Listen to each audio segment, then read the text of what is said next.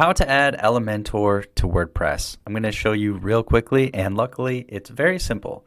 So you have your WordPress site here, and you're going to go to Plugins and then Add New, and you're going to search for Elementor, and then you're going to hit search and click Install Now. And then once that is installed, you just hit Activate, and then you will have some setup process that you can answer if you want, and then you have Elementor. It's ready to go.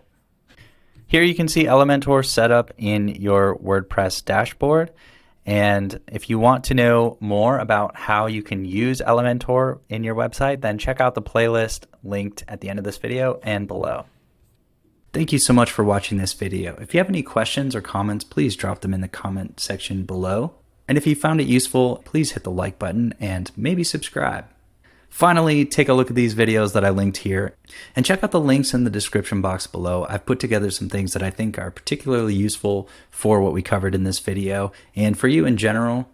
Some of them are affiliate links, so if you end up purchasing any products through them, I may receive a commission. Thank you so much for that support. It helps me to make more videos for you in the future. I hope you enjoy your Elementor journey.